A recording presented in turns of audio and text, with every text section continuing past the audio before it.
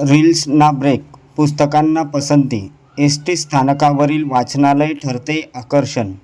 बसची वाट पाहताना बहुतांश प्रवासी मोबाईलमध्ये रील्स पाहण्यात वेळ घालवतात. मात्र आता नवीन बस स्थानकावर प्रवाशांना पुस्तकांच्या सहवासात वेळ घालवण्याची अनोखी संधी उपलब्ध झाली आहे. एस टी महामंडळाने सुरू केलेल्या मोफत वाचनालयाला प्रवाशांकडून उत्स्फूर्त प्रतिसाद मिळत आहे. जळगाव येथील नवीन बस स्थानक परिसरात एस टी महामंडळाच्या वतीने मोफत वाचनालय सुरू करण्यात आले आहे. दिनांक 1 मे 2026 पासून सुरू झालेल्या या उपक्रमाचा उद्देश प्रवाशांमध्ये वाचन संस्कृती रुजवणे हा आहे. या वाचनालयात सध्या 60हून अधिक पुस्तके उपलब्ध असून महापुरुषांची चरित्रे, इतिहास, प्रवासवर्णन, कथा, कादंबऱ्या तसेच विविध विषयांवरील पुस्तकांचा देखील समावेश करण्यात आला आहे. पहा काय म्हणाले प्रवासी.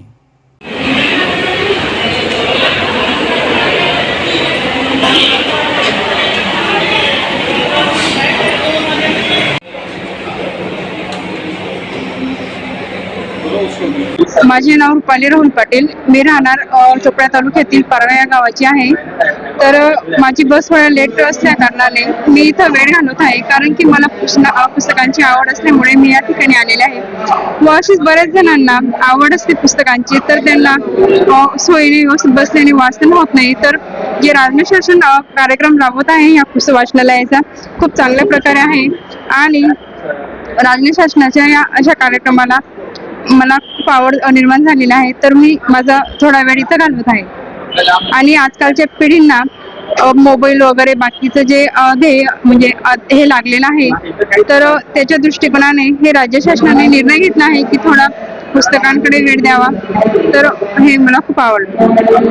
हा एक खूप चांगला उपक्रम एस टी महामंडळाने नवीन बस स्थानकावर आपल्या जळगावच्या प्रवाशांसाठी खूप चांगला उपक्रम सुरू केलेला आहे.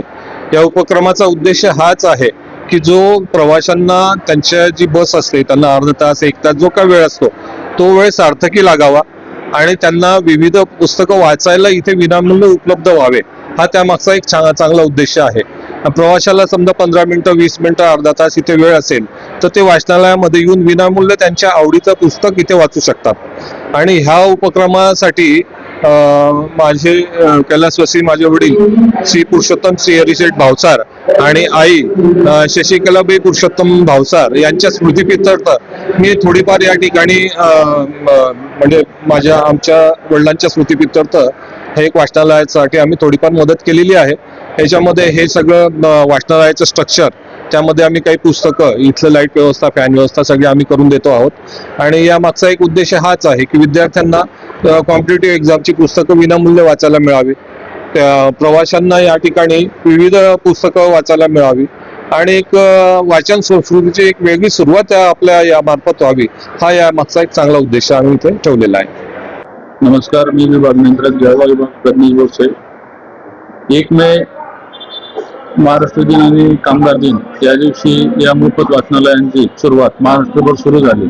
त्या जळगाव जिल्ह्यातील 2 आगारातील बस स्थानकांचा समावेश आहे, एक चोपडा आगार आणि जळगाव आगार. जळगाव शहरातील आपलं जे नवीन बस स्थानक आहे या ठिकाणी विद्यार्थी व नागरिकांकरता मोफत वाचनालयाची संकल्पना सुरू करण्यात आलेली आहे. आणि त्या अनुषंगाने बस स्थानकावर प्रवासी आल्यानंतर जो कालावधी बस स्थानकावर आल्यानंतर नवीन गाडी लागण्याचा जो वेळ असतो त्या वेळेमध्ये त्यांच्या वेळेचा सदुपयोग व्हावा, त्यांच्या ज्ञानात भर व्हावी, त्यांच्या एकंदरीतच माहितीमध्ये आदान प्रदान व्हावं, या अनुषंगाने या वाचनालयाची संकल्पना नमूद करण्यात आलेली आहे.